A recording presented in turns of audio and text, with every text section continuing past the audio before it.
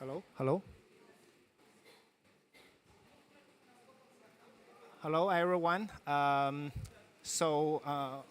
we're about to start very soon.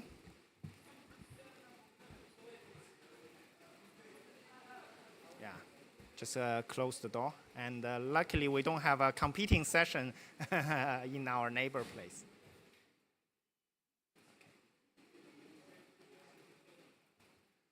So good afternoon, everyone. A very warm welcome to all of you in attending today's session, particularly focused on distributed renewable energy and the scaling up. This is a topic very much in my heart because I particularly help one of AIB's transaction in the rural areas of China with the mobilization of grant TA from the Energy Foundation.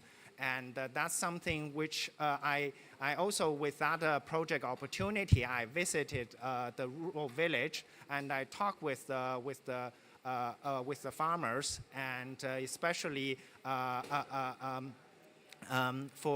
with them who actually have generated additional income through the installation of rooftop solar on their house. So that's something very much touched me because the farmer themselves, they make a lot of their living based on raising the cows, animals, but with this additional income from the rooftop solar, that's very much not only helping to generate additional better quality life, but at the same time to also help improve the renewable energy generation to help the climate. So that's something very much with that experience and the AIB side itself, we have been also looking at other opportunities, especially in India and also in other regions. So that's something which from AIB side, we were very much looking forward to work with our partners on this topic. Especially the distributed renewable energy is also something that links strongly with the priority of our partner, Global Energy Alliance for People and Planet, GEAP for short. And today we are very honored to also have invited the Vice President for Asia of GEAP, Ms. Kitty Bu. She will give her opening remarks to us. So without further ado, let me invite Ms. Kitty on stage. Thank you.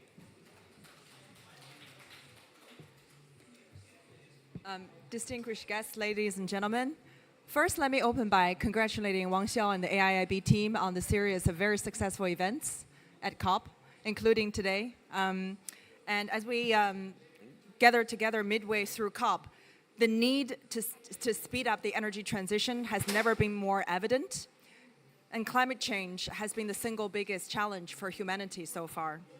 And we stand at the crossroads of transformation, where the decisions we make today will shape the energy landscape for the future generations to come. We look forward to our distinguished panel of leaders later to share their experiences and lessons about China, India, and Southeast Asia region. Southeast Asia, with its regional complexities, present both challenges and opportunities.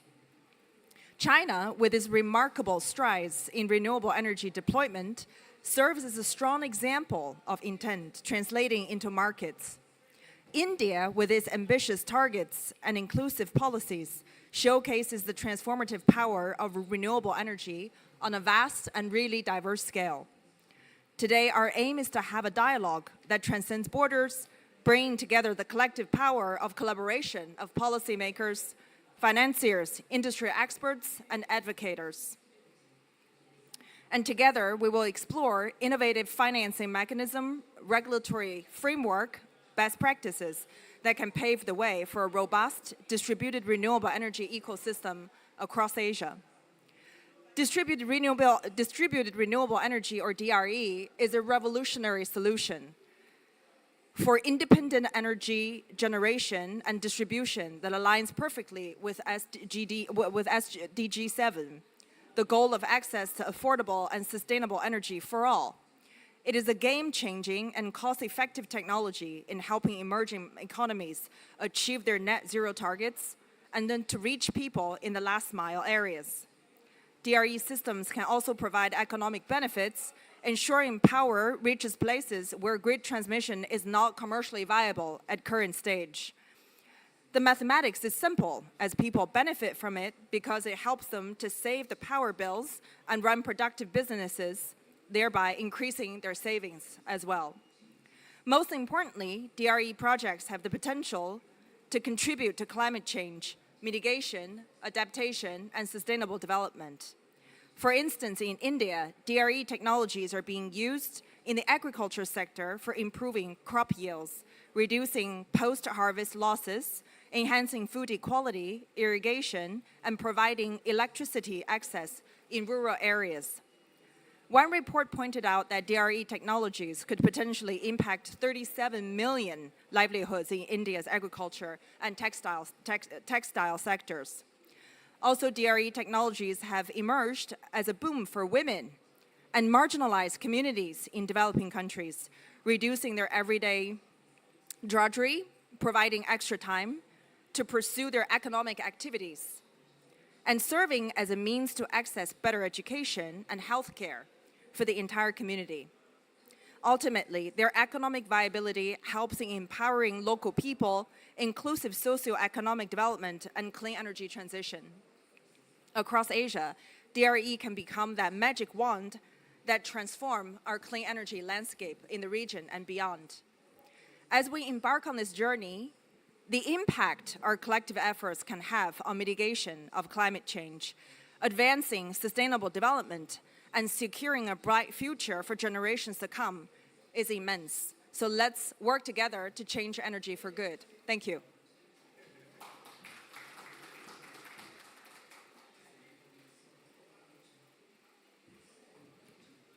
Thank you, Kitty, for giving that inspiring opening remarks. And the next one, also would like to invite Mr.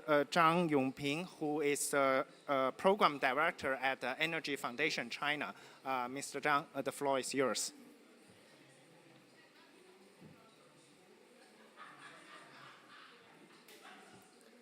Good afternoon, dear colleagues and friends. It is our pleasure and honor to co-host this event together with our respected partners, AIIB and GAPP, to discuss this important topic: how to enhance financing to accelerate the scaling up of distributed renewables in Asia, also all over the world. Also, I'm very honored and happy to take this opportunity to share our views and practices, in particular in China.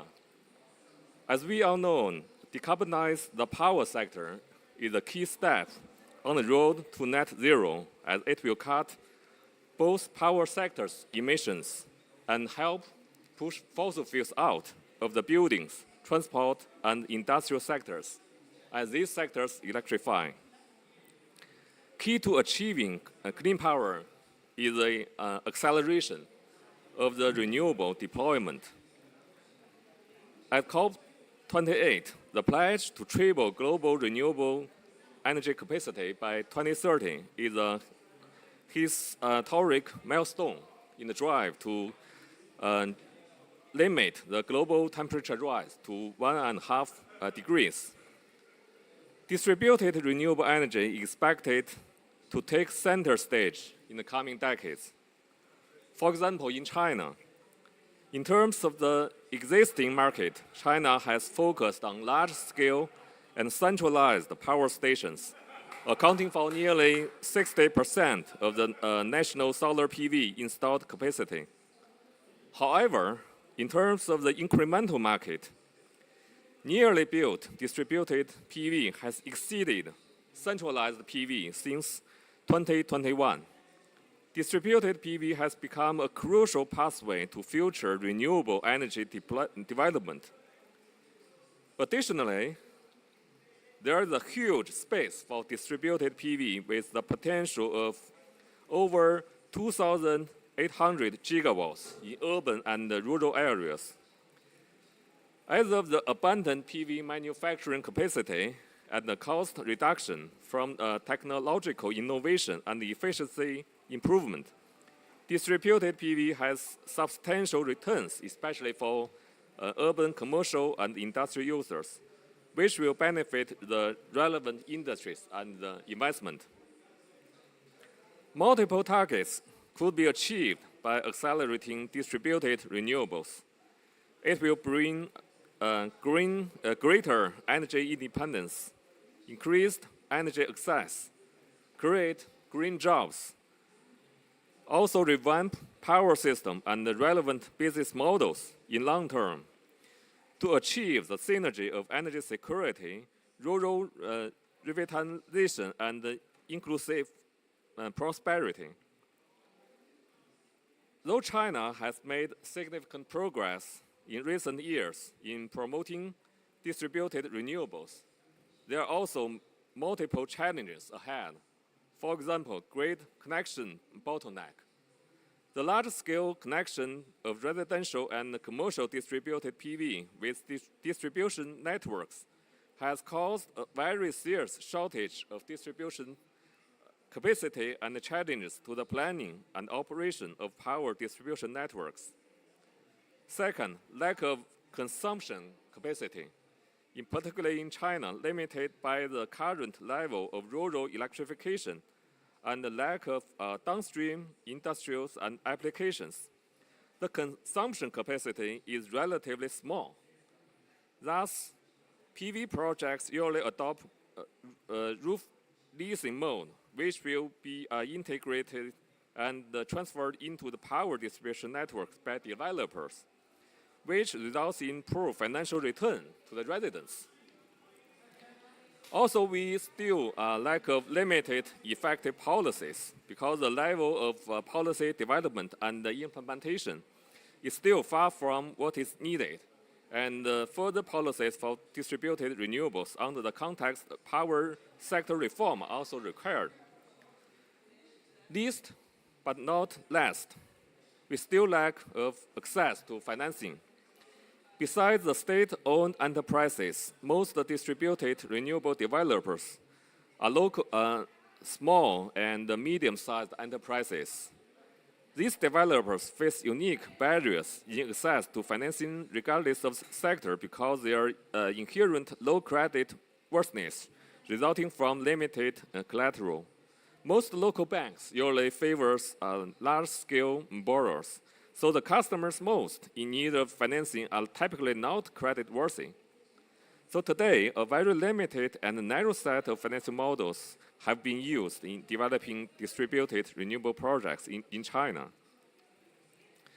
To overcome this current bottleneck of distributed renewables and further accelerate the deployment, Energy Foundation China has identified gaps that future work should seek to fill. For example, speed up the deployment and consumption of distributed renewables, promote the microgrid development, optimize distribution grid investment and operation models, also promote the optimal deployment of energy storage for both utility scale and distributed, also accelerate demand-side electrification, in particular in rural areas.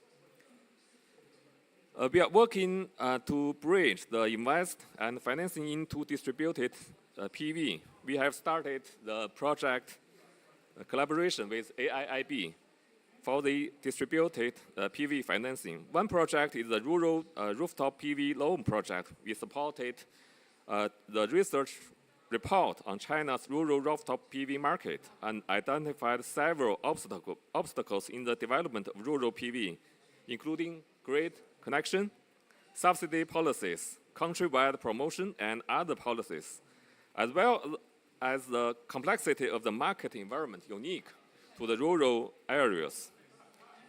We are also exploring to joint launch an energy transformation green finance loan project in Guangdong province in China.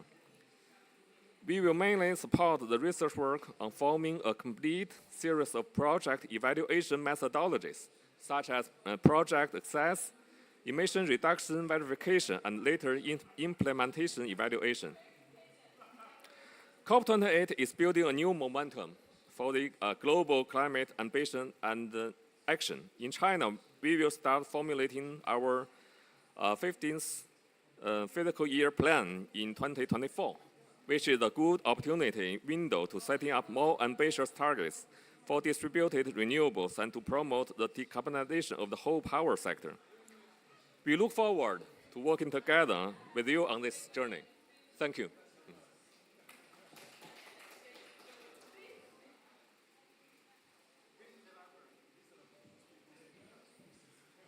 Thank you, Mr. Zhang.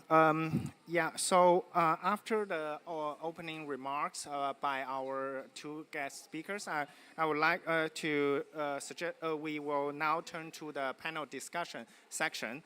And now ask our distinguished panel speakers to be also on stage. Mr. Zhang, you will also be our first panelist. And then we'll also like to invite Ms. Naomi, who is the Director of Solution-Led Countries at the GIAP. Please be seated.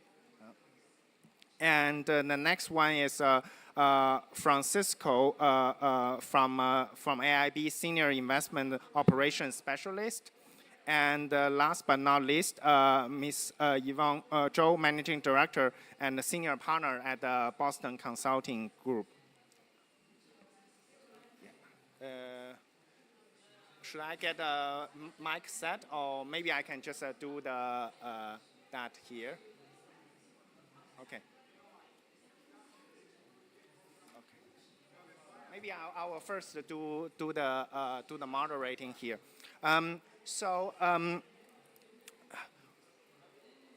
Okay.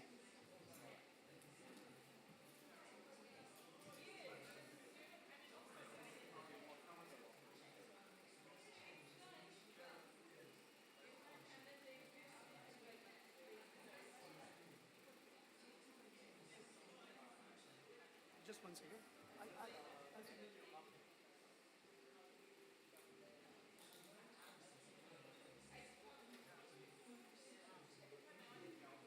Time to have a bit of drink of water.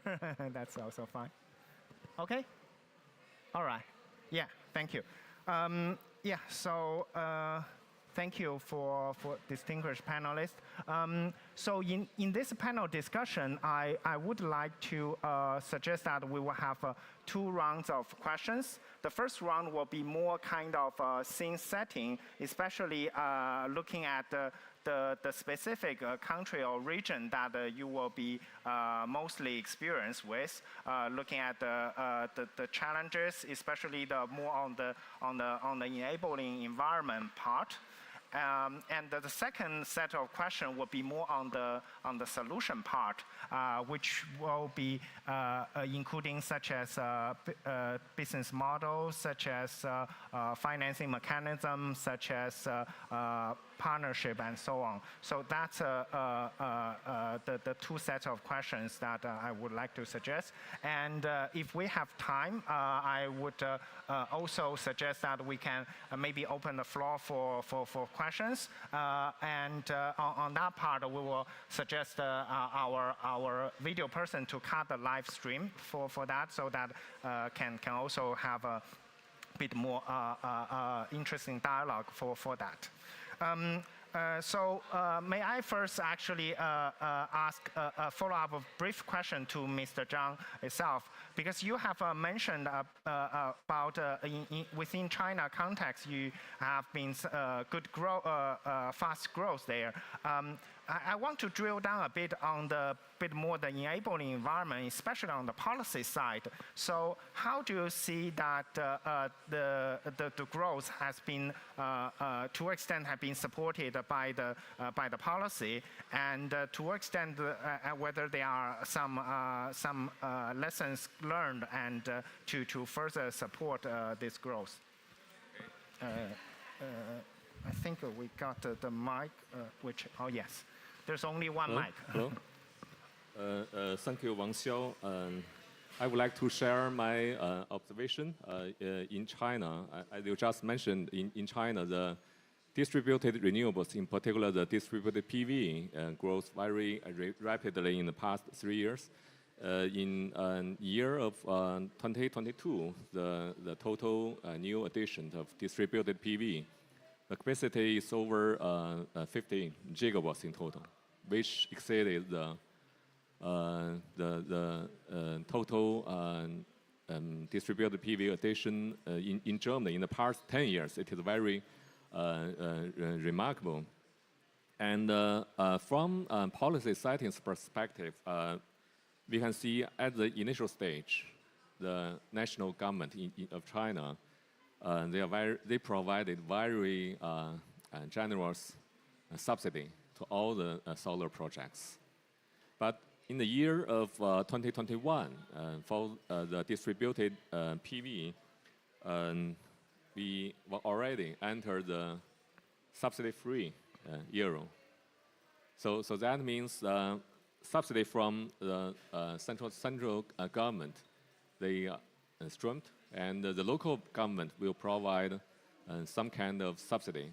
But in last year, almost at the provincial level, the local government stopped to support or provide the subsidy to distributed PV. So this is one policy change. Another one important initiative in China is in the year of 2021, the central government launched a pilot program to promote the rooftop PV at county level. It is called rooftop PV in entire county. That means the local government have the opportunity to pull the small distributed PV projects into a large order, and it will help reduce the cost and to create a big market. So this initiative further accelerated the distributed PV deployment in China. So if we look back the development history of China's distributed renewable, in particular distributed PV, we can say that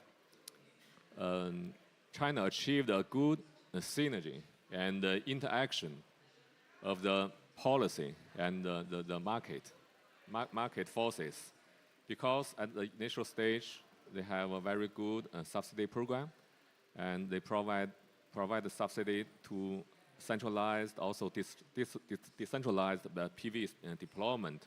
And as the solar PV's price falling in the past years, and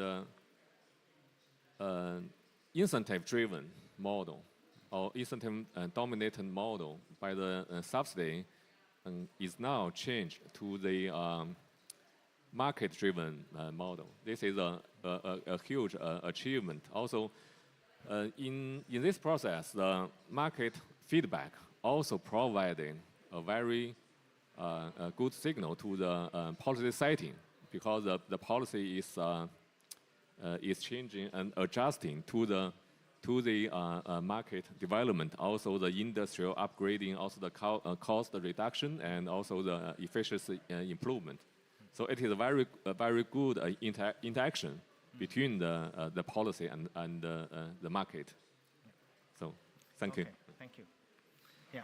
So Naomi, I want to, so in Mr. Zhang's, not only the remarks, so and also the panel discussion, actually remember two key words. One is subsidy, and the other is also related to more of the financing itself. So as a GIAP side, we understand, of course, you are more looking for your area of cover of in Africa. That's something that from AIB side we're also interested in.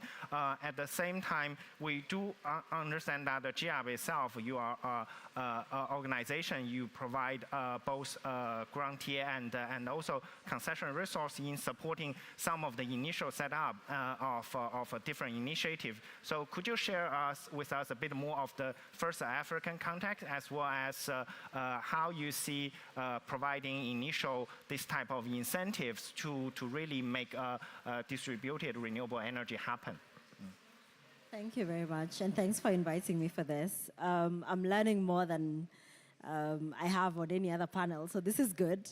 So I work at the Global Energy Alliance for People and Planet, GIAP, and there we're looking at, especially on the continent, we're focused on energy access. So there are 500 million or so odd people without energy access.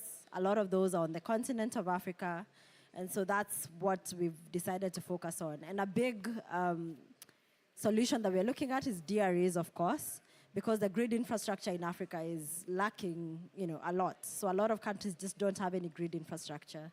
So if we keep building at the pace we've been building for the last couple of decades, it will take us another 100 or so years to get to universal access. So as GIAP, we've been pushing DREs quite hard in Africa, and I'd say we've invested significantly in different solutions in different markets.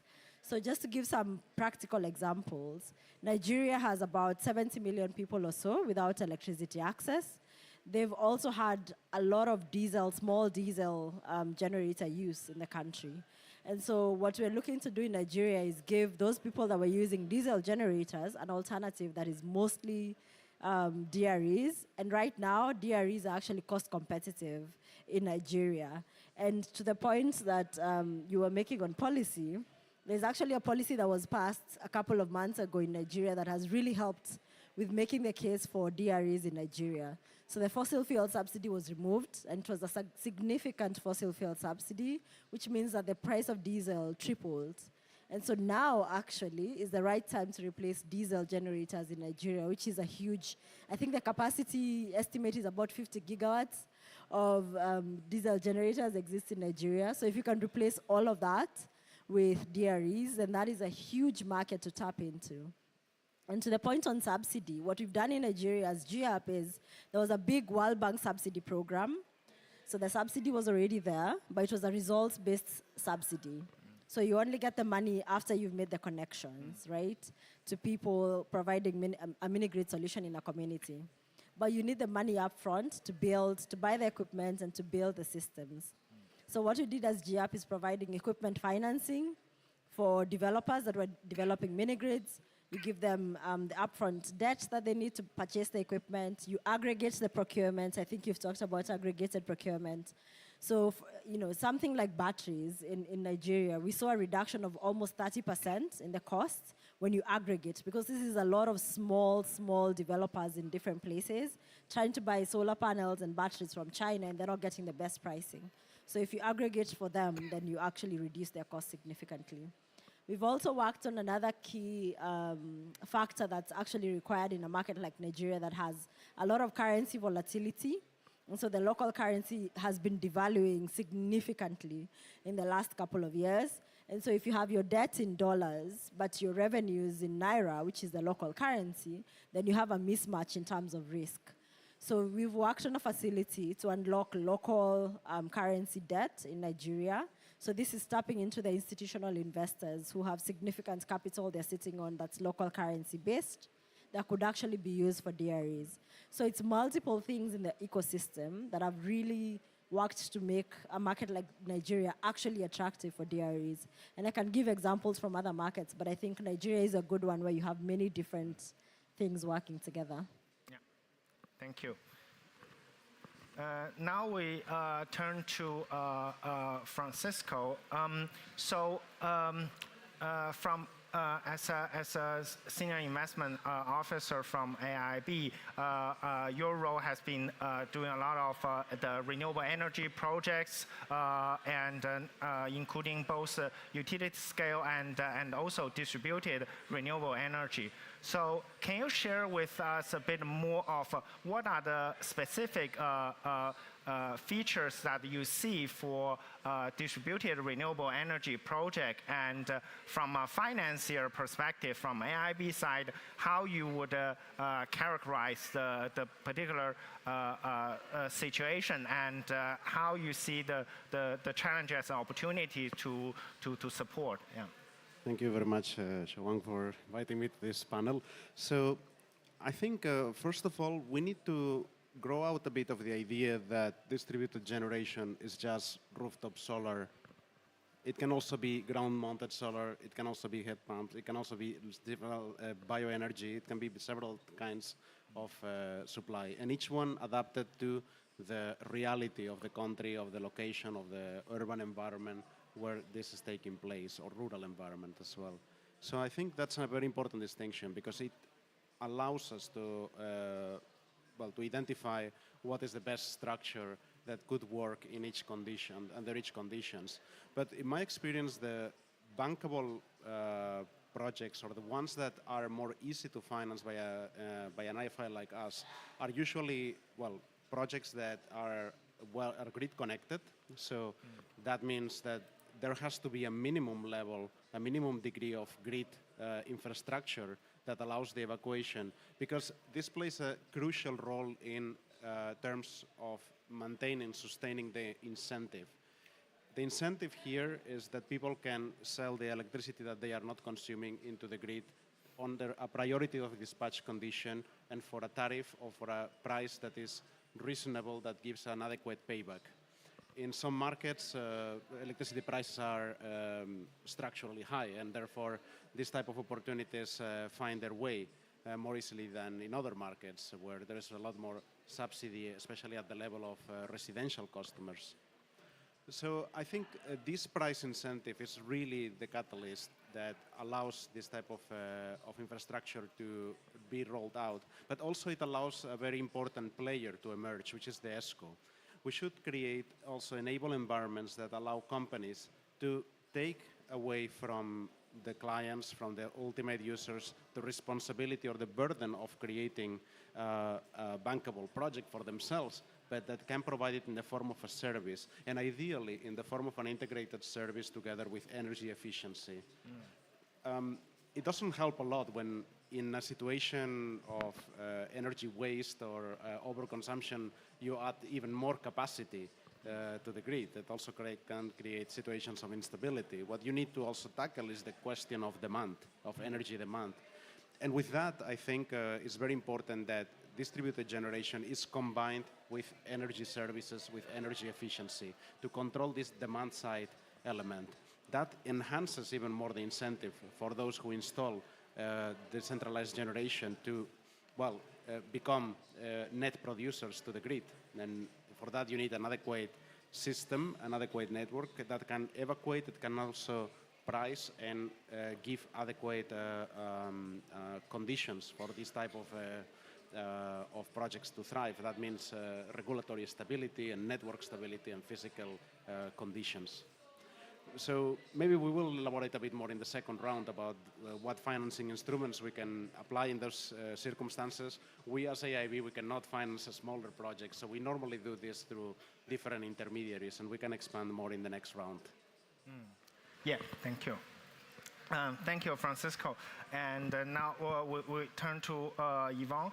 And actually, from what Francisco's description, I also hear two key kind of expressions. Number one is really from subsidy towards commercial sustainability, and that's actually from the AIB perspective. We very much looking for bankable project. And the second phrase will be there's need to be not treating this in isolation. Also, distributed renewable energy is not just rooftop solar. So the question, Yvonne, I want to ask you will be more from a management consulting firm point of view. Give us a bit of the broader picture about how you are seeing the broader picture of the distributed renewable energy sector, the broader challenges to further scale up, and also we will later turn to you more from a business practice or scaling up point of view, asking about that will be turning to the next round. But this round will be more looking at you for your expertise on the broader picture. Sure. First of all, I can hear the other room more than this room somehow. So hopefully our audience can hear us well. And second, before I answer the question, I'm very impressed at the female percentage, both in the panel and in the audience. This morning I hosted a renewable workshop. I was the only woman, so it's very nice to see her. That means that women care more about distributed renewable. Anyway, besides those two comments, on the general question, maybe I take the China perspective. Without repeating what Mr. Zhang has already said, I think China is quite a success story in the development of the renewables so far. And the goal is even more ambitious. By 2050, 80% of the energy installation will be renewable, of which more than half is the PV. So I think it's quite a big success story. Of course, it's started with the subsidy, but now I think one thing that really I've been having a lot of discussion with my Western colleagues, that is the success of China's renewable industry mainly due to subsidy or not, because not every country have the deep pocket for subsidy. I think the subsidy is very useful in kickstart the industry, but what has been very useful in China, most of the renewable guys, different from the energy players in China, are private companies, and they are very aggressive, but they're really fast. So you see those, there's waves of those companies jumping in, and very, very competitive and take full advantage of subsidy, and they get to a certain scale. And I think the big success story behind those fast-rising renewable giants in China is actually the scale of the market, and which give me some concern as we are seeing actually more trade barriers. This is also one theme of this COP. The world needs a much bigger scale for the renewable to keep, the Chinese guys have demonstrated that if you have skill, then you have the capacity to keep investing in R&D and keep reducing the cost. In the last 10 years, the Chinese renewable, especially solar, reduced the cost by 90%. It is only possible when you have a big market. But if we are seeing a lot of barriers, trade barriers, protectionism are setting up in different countries, my concern is in the future, if there's no big market, there's always smaller closed market, the transition for the world from traditional to renewable will become much more costly and slower. So this is to talking about importance of the scalable market. Should I pause here? Yeah, for sure. Yes, thank you, Yvonne. So you mentioned particularly also about the case of China with a lot of private companies actually, of course, they are incentivized by government and then they move fast. But at the same time, we actually see not every company actually take the same business model of trying to promote the distributed renewable energy in China. Then that actually turned to my second set of questions, which will be more on the model, the modalities for scaling up. Especially, for instance, in your understanding of the China market, which models or which type of models might be more have the potential of scaling up? We have seen the model which could be more of just a like say as planned as the rural household just rent out their roof to the company towards some sort of more related to microcredit, or could be more of led by even SOE to further develop. So which are the models that you see with the most potential of scaling up, and what are you seeing as additional help might be needed from the financiers or some of the other players such as those in the panel? Yeah. I think in centralized renewable, SOE has a huge advantage because you need a 路条, you need a license from government to have the resource, have access to the land. But in distributed renewable, I actually think the private company has advantage because when it's distributed renewable, then you are services centered. And we all know private company provide much better service than SOE. It's also a much more fragmented market. This is one the agile private players are pretty good at playing. But if we take one example on the solar, on the distributed solar, I think in the IRR for the commercial and the industrial is pretty clear. Right? You can see the IRR can be up to 12%. So that's probably when you see a very good business case, and it's relatively scalable because you can get all the roof. And there's a lot of players have jumped into the distributed solar, and a lot of them are private, like real estate developer and etc. So there's a competition on speed and scale at the moment on the commercial and industrial.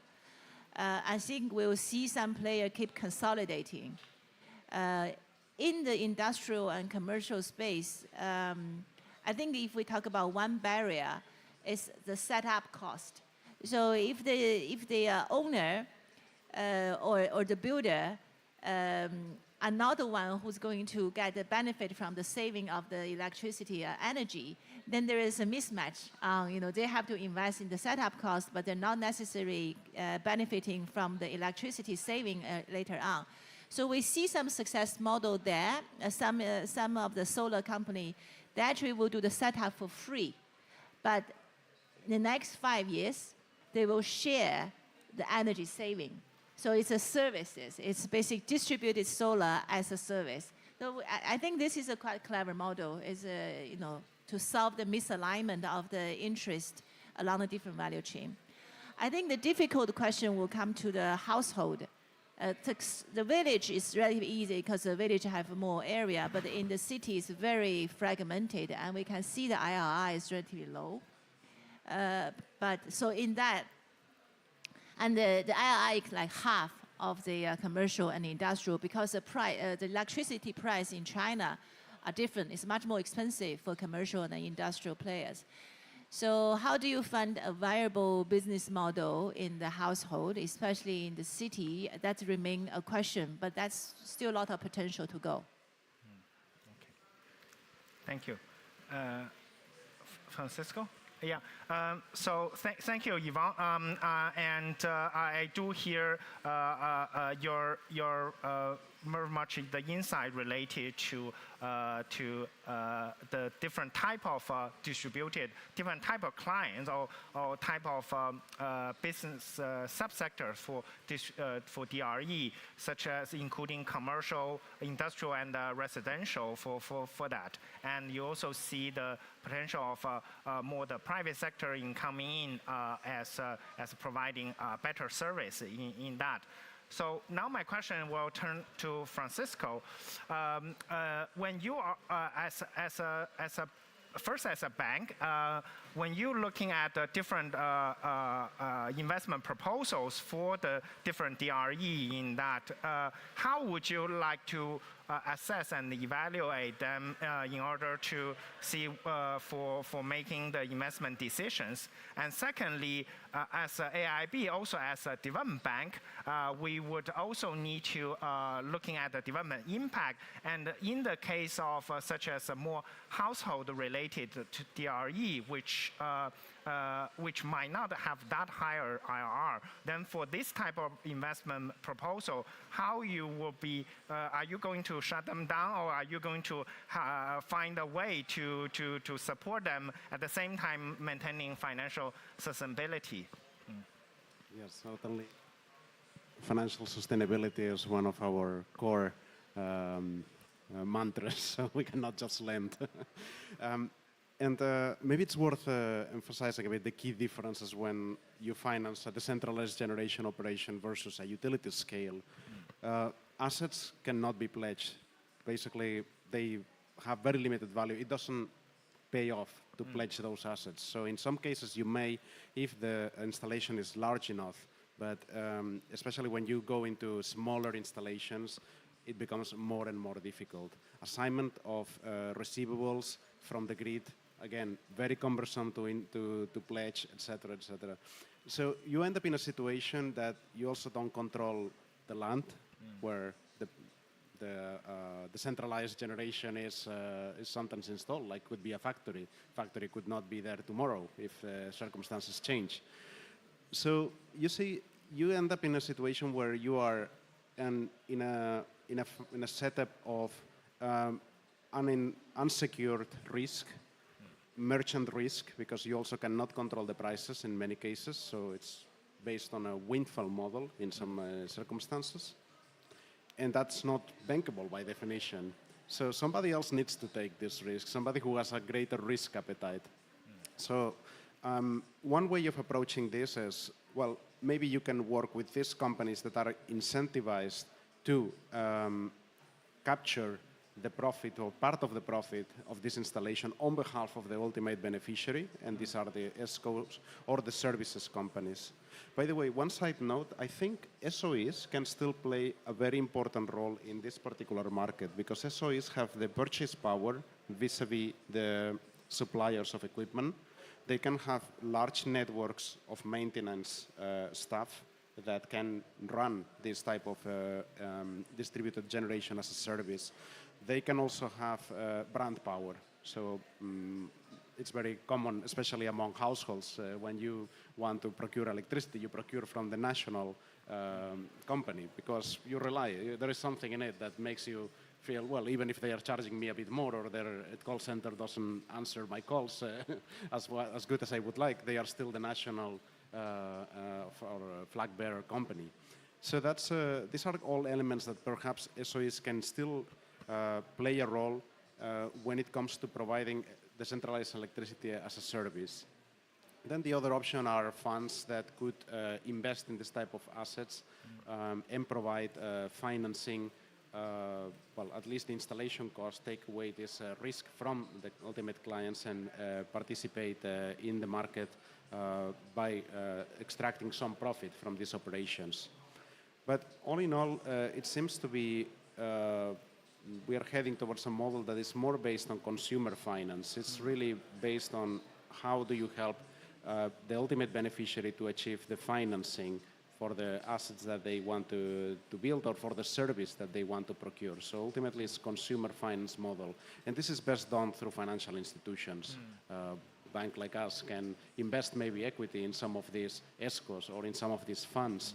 But I think ultimately, if you want to scale up, probably you have to do it through a financial institution.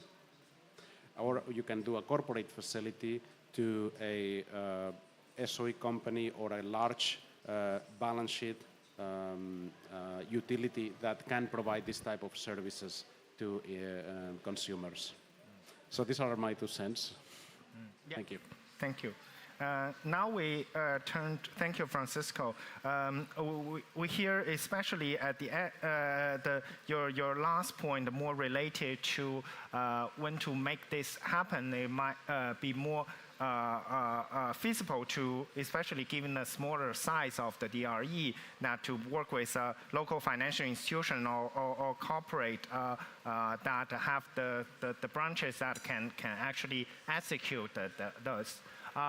But but in many cases, and this is a question I would like to turn to Naomi, is that in many cases that giving the opportunity itself are also small, and there's involving a lot of the individual dealing with the household, and also initially need to really get the things going, and then people see the effect, and then can work on. So Naomi, the question I will ask you is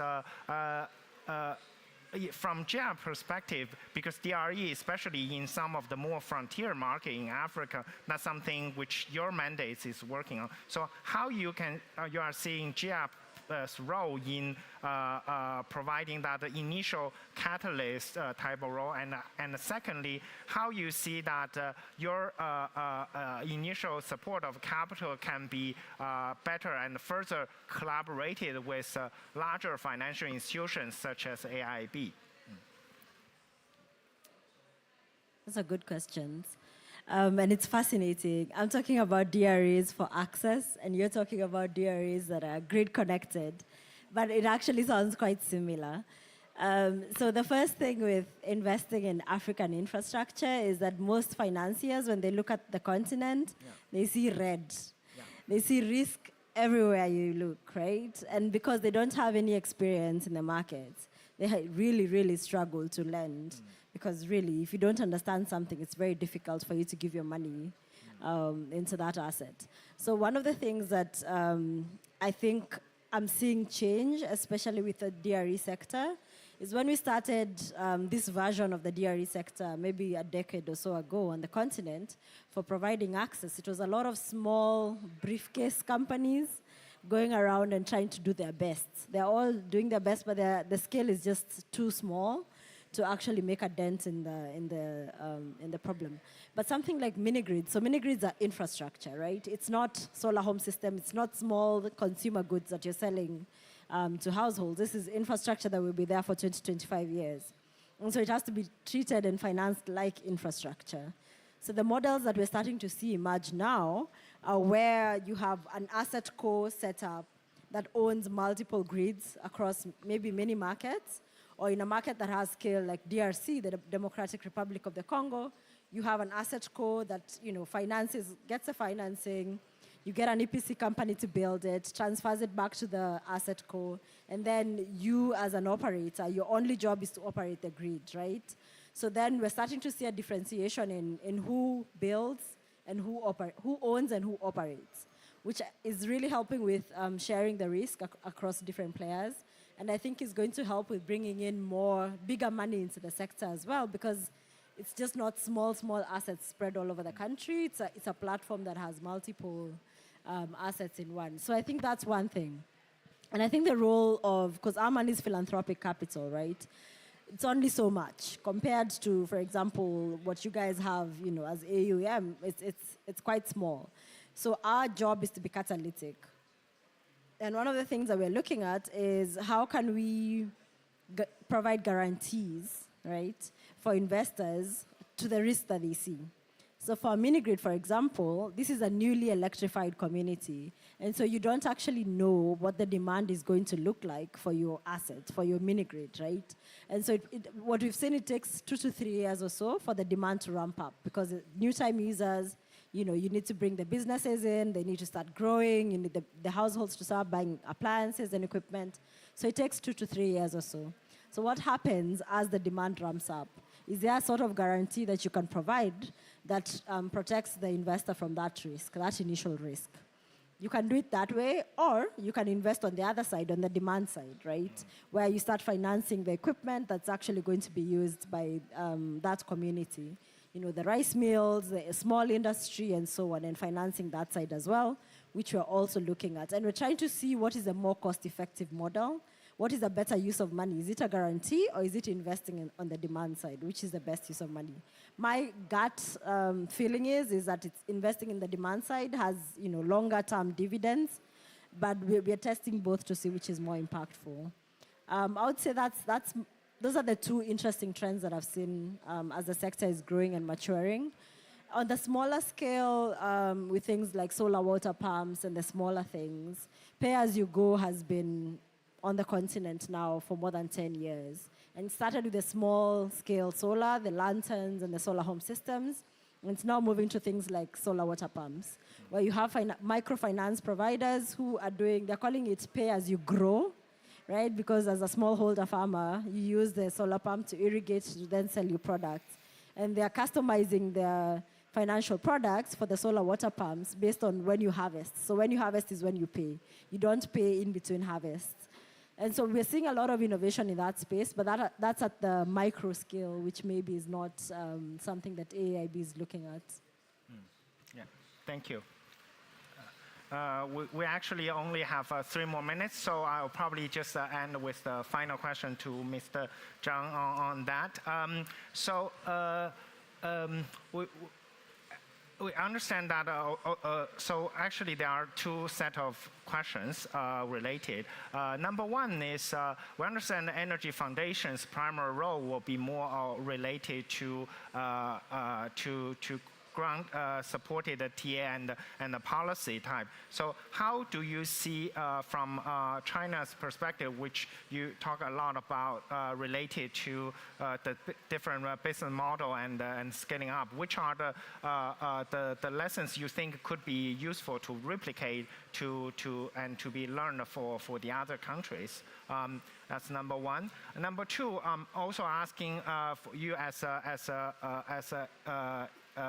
for your more engineering-related background, more on because when we're talking about distributed renewable energy, do you see that there could be some technology breakthrough or some of the technology or maybe adding more the battery storage system that can further enhance the business model of the DRE, would be more of we were looking at the current available technology, and that would be more making effort on the scaling up side. Okay, thank you. Forgive me, I will still use distributed PV as an example. In China, it is there are 2 basic models. One is rooftop leasing model. The other one is self-investment and self-sustainment model. For the first one, actually, the electricity generated from distributed PV will be connected to the grid. It is model, maybe it is, and also this market are mainly dominated by state-owned enterprises. Maybe this model is not easy to replicate to other countries. It is my view. The second model, actually the farmers will invest and to build the distributed PV and to get the return from the electricity generated from solar PV. From my view, it will have better synergy and a good impact from a social and economic view, because it will help to boost electrification in rural area, to have more, for example, heating, electrification, heat pump, rural machinery. So I think this kind of mode will bring more and a better return from an economic perspective. And I think this mode is more easier and have to replicate and have a better future. Also, from Energy Foundation's perspective, we will focus more on this mode. For the second question about the technology breakthrough, I think many technologies are already there. For example, the microgrid to integrate the distributed renewables together with storage and other kinds of distributed renewables to form a microgrid, or even aggregate all the resources as a virtual power plant to participate in the electricity market. I think the technologies are already there, but we need good market mechanism or even a better financial support to enable this kind of technologies. This is my view. Thank you. Yeah, thank you, Mr. Zhang. It's very much assuring that actually the more need are on the business model and on the collaboration side, especially among the different stakeholders, including different type of capital and also the expertise that will work together. I think this has been a really fascinating and enriching discussion. So I won't be trying my like 2 cents to summarize this all the inspiring points. But I would like to invite all our audience to give a round of applause for our panels. Thank you very much. Okay, thank you.